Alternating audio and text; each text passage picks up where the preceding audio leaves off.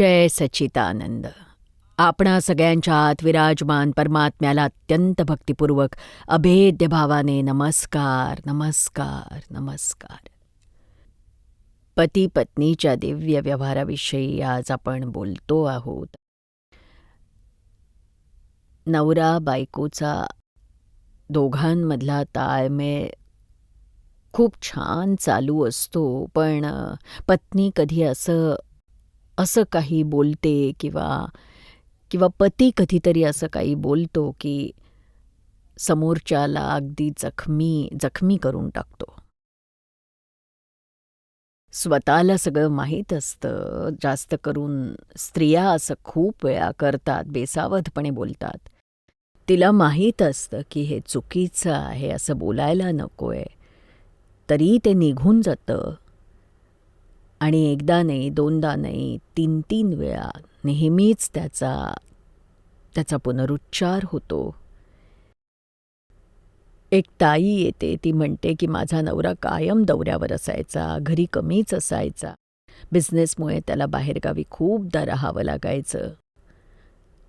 तर तो जेव्हा यायचा घरी दौऱ्यावरून तर तो अगदी येतो ना येतो त्याला पाणी विचारण्याऐवजी मी त्याला आधी हे विचारते, तुम्ही परत कधी जाणार आहात?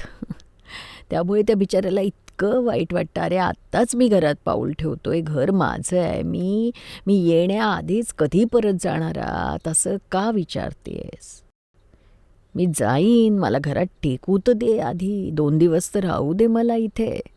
ती म्हणाली की नाही, मी तर असं सहज विचारलं, का तर मला माझे सगळे प्रोग्रॅम्स ॲडजस्ट करायला हवे. तुम्ही येता म्हणून माझं शेड्यूल जरा चेंज होतं आणि तुमच्यावर मला लक्ष केंद्रित करायचं असतं, त्यामुळे किती दिवसाचा प्रोग्रॅम बनवायचा म्हणून विचारते. म्हणजे कायमच, अरे एकदा असं होऊ शकतं, दोनदा, पण कायमच जेव्हा तो येतो तेव्हा म्हणजे बधीरपणाच होतो तो. माझ्या तोंडून निघूनच जातो, हे सगळं बेसावधपणे बोललं जातं. मी निश्चय करते की पुन्हा असं बोलणार नाही, तरीही बोललं जातं, बोललंच जातं. तर बघा, हाही कमकुवतपणा आहे. जागृती डीम होते. पण जेव्हा जागृती असते तेव्हा एकदा ठरवलं की आता पुन्हा असं नाही करायचं, तर ते जाणीवेत असतंच की नाही, आता असं वागायचंच नाही आहे. मग त्यासाठी स्ट्रॉंग मनोबल असायला हवं, निश्चयबल. तरच हे शक्य होऊ शकतं. आणि त्यासाठी वारंवार त्याविषयीचा विचार करायला हवा, आत्मपरीक्षण करायला हवं की अशा का चुका होत आहेत, असं का बेसावधपणे बोललं जात आहे, आता नेमकं काय घडतंय, काय नवरा घरी येतो ते आवडत नाही आहे का त्याची भीती वाटते आहे का, की असं वाटतं आहे की माझ्या स्वातंत्र्यावर काही मर्यादा पडत आहेत. नाहीतर कायमच स्त्रियांना असं वाटतं की नवरा आला तर आनंदच होतो की नाही, म्हणजे काही ना काहीतरी कारण असेलच की नाही, तर त्याचा शोध घ्या, त्यामुळे कळेल की काय कारण आहे. अशा प्रकारे नवरेसुद्धा वागतात. नवरा कधी फोनवर असेल, फोन आला तर कधी फोनवर बोलणं होतं नवऱ्याचं इतरांशी, तेव्हा नवरा फोनवरून बाहेरच्यांशीच बोलत राहतो आणि मग त्यात बायकोशी रिलेटेड काही असेल तरी तो बायकोला काहीही सांगत नाही.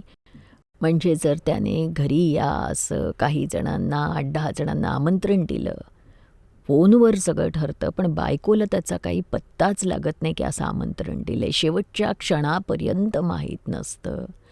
आदल्या दिवशी किंवा सकाळी सांगतात की आज आपल्याकडे 10-12 जण जेवायला येणार आहेत.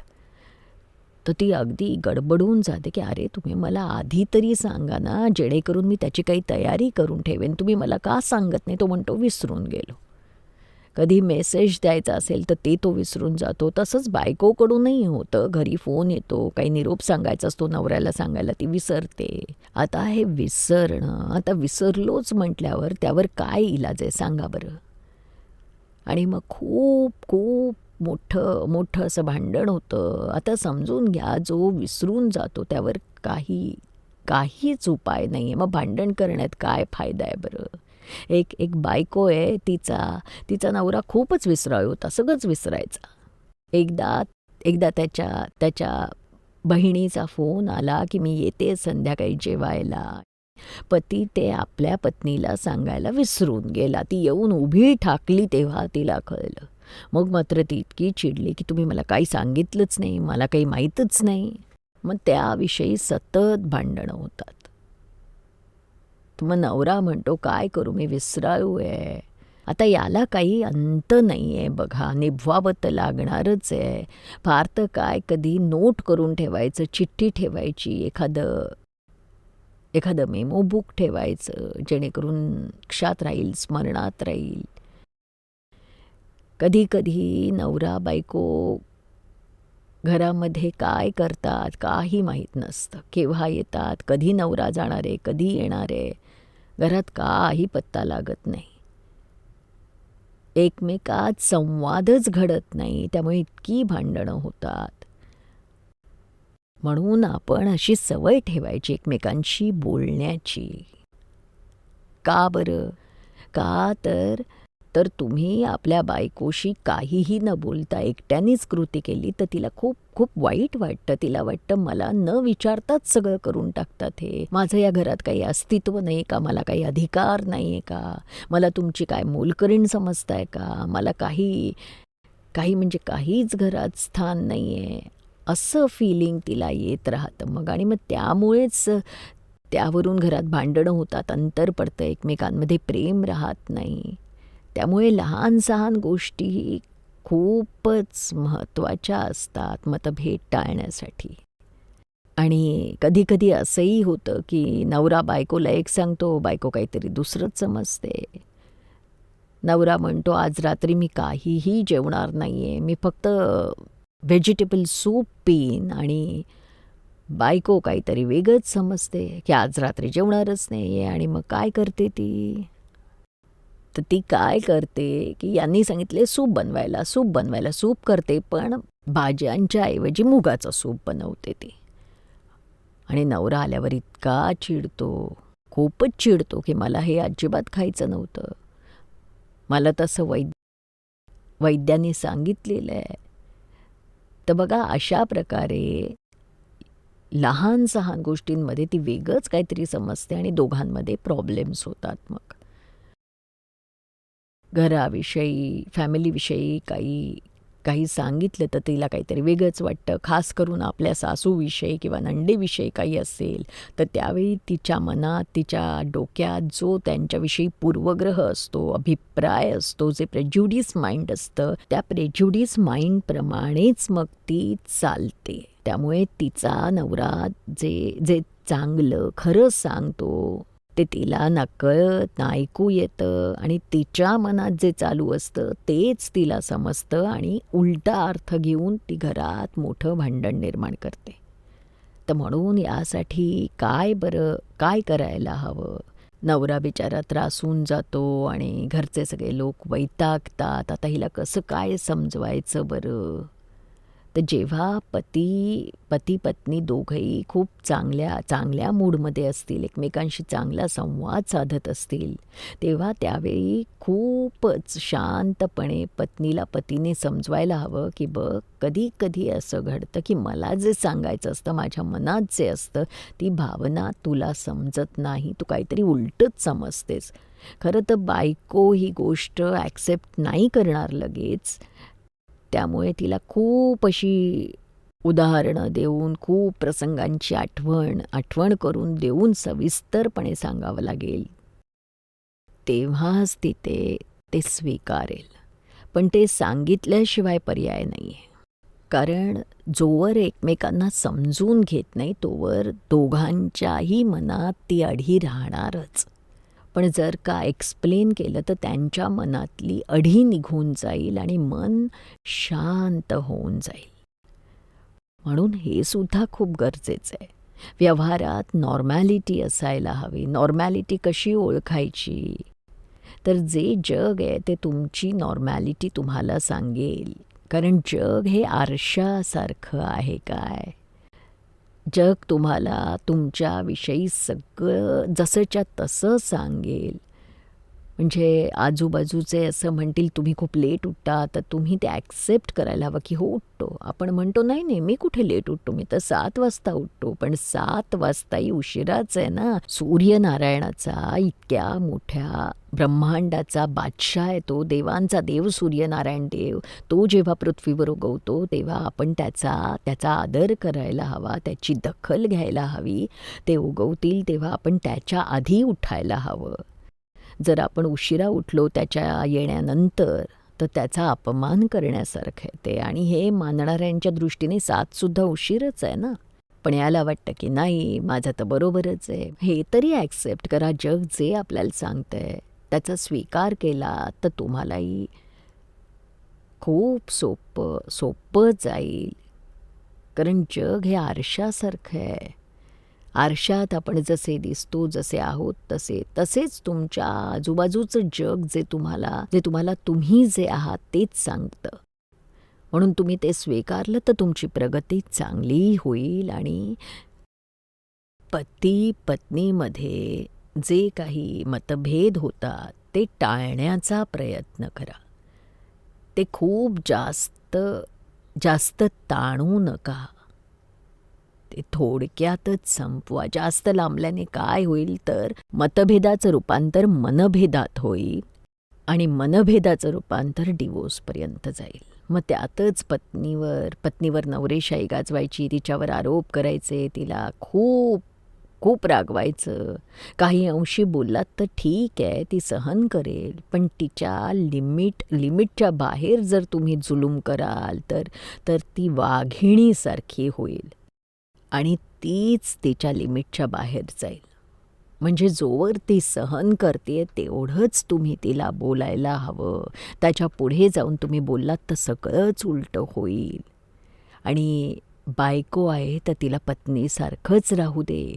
नाहीतर जर का ती बिथरली ना तर मग पतीच्या अस्तित्वाला सुद्धा ती हादरे देईल. आणि तुम्हाला ॲज अ पती म्हणून ती स्वीकारणार नाही. तुमच्याकडे तिरस्कारानं बघेल, तुम्हाला ती धिक्कारेल. म्हणजे पत्नी जेव्हा तुमचा धिक्कार करायला लागेल तेव्हा ती वेळ आली तर समजायचं की आता हे लग्न फार नाही निभावता येणार, आता घटस्फोट घेण्याचा दिवस जवळ आला आहे.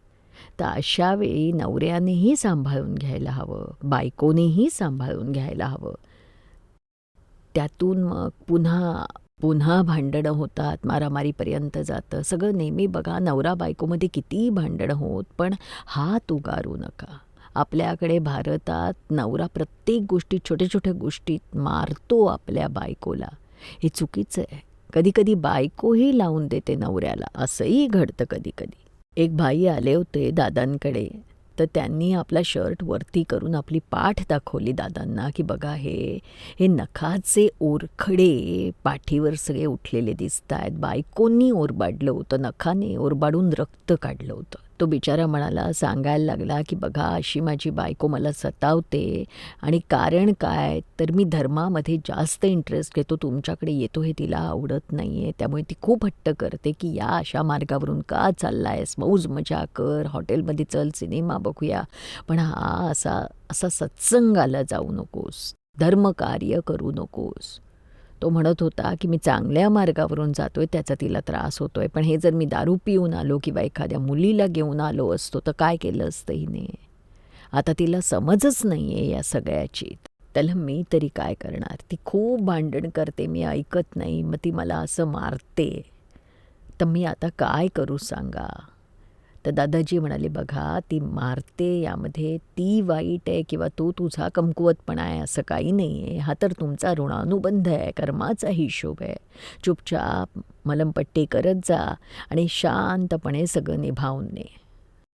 आपल्या बायकोशी कसं वागायचं ते लग्न झाल्यापासून तुला कळलेलंच नाही आहे. त्यामुळे आता ती तुझ्या डोक्यावर चढून बसली आहे, तिला नॉर्मॅलिटीमध्ये ठेवणं तुला जमलं नाही. म्हणून आता ती तुझीच चूक आहे, ती आता पूर्ण कर. घोडी तर तरबेज आहे पण घोडेस्वाराला त्यावर स्वार होऊन रपेट करणं येत नाही आहे. म्हणून तर हा सगळा त्रास होतोय. ती पाडून टाकलीये. घोडी तर चलाख आहेच, म्हणून त्याचा इलाज आता स्वतःच शोध अशा प्रकारे की हिला प्रॉब्लेम होऊ नयेत.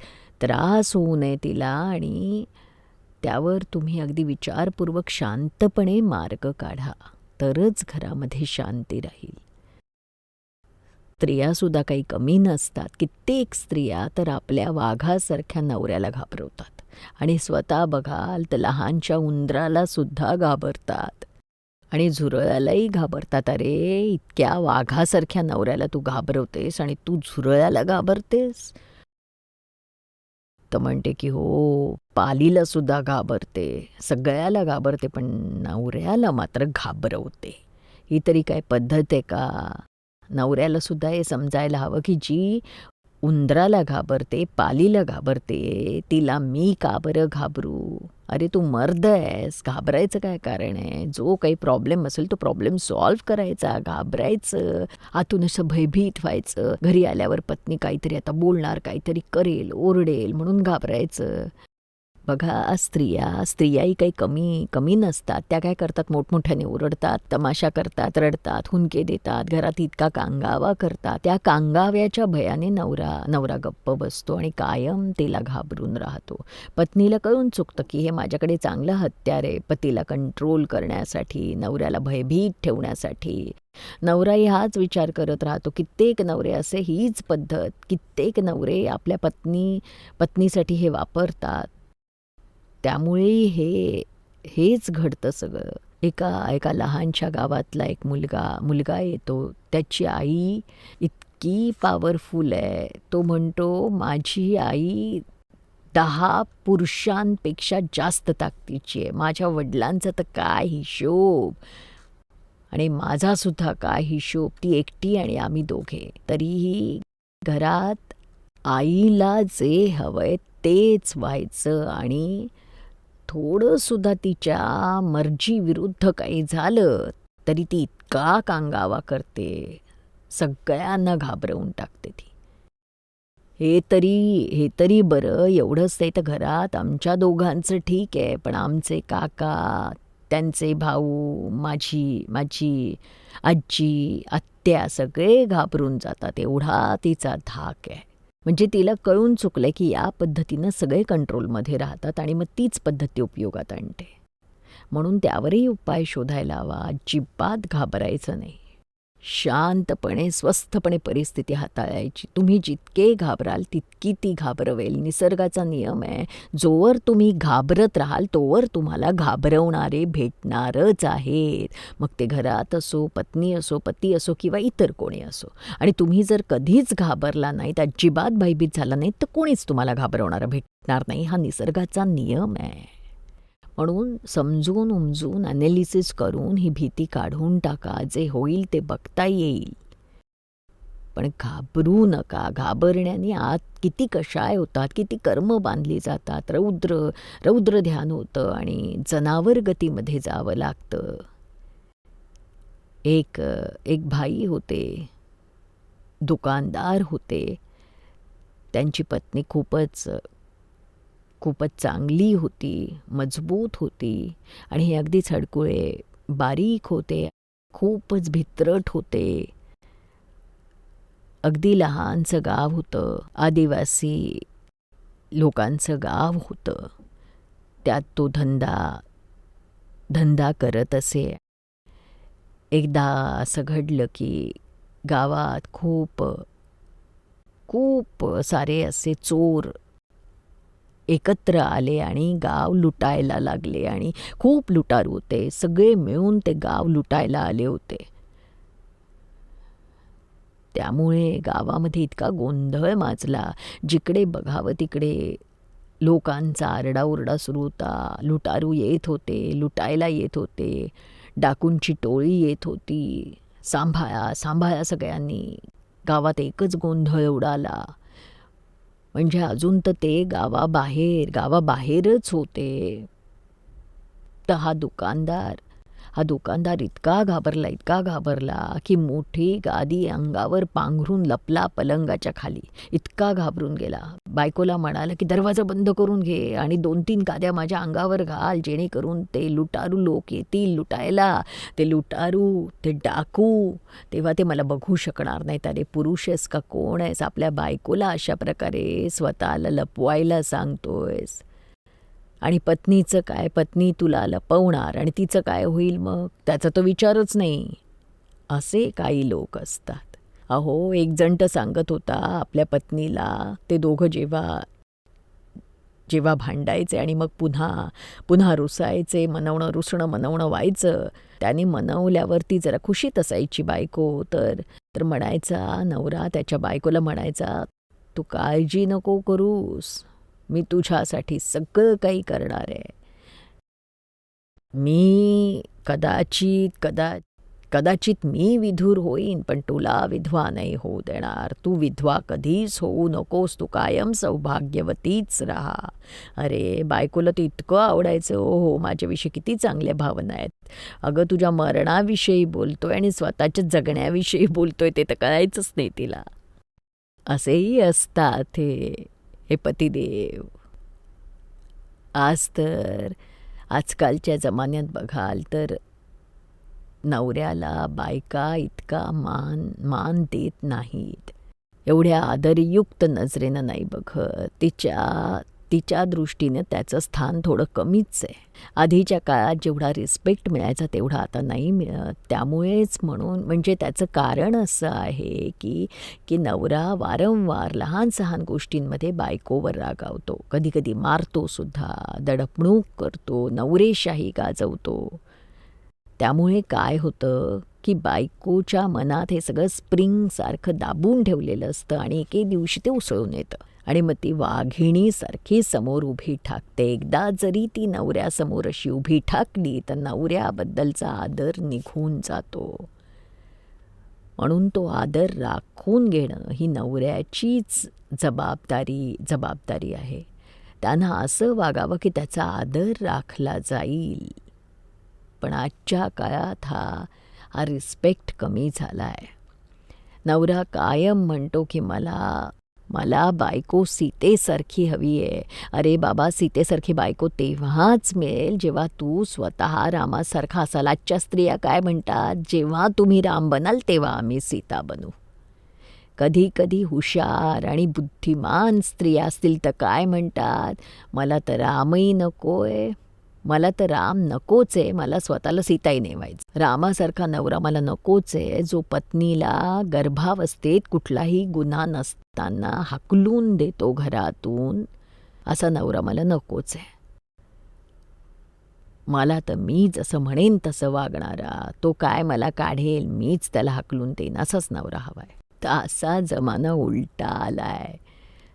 तर बघा, बायकाई स्त्रियाही खूप हुशार झाल्या आहेत. काय म्हणजे असं कधी भांडण झालं तर ते लवकरात लवकर मिटवायला हवं. कुठल्याही बाबतीत मतभेद होत, भांडणं होत, काही घडो, त्यावेळी आधी हेच काम करायला हवं की त्यावेळी थोडक्यात आटपायचं. जसं जमेल तसं ते लवकर संपवायचं.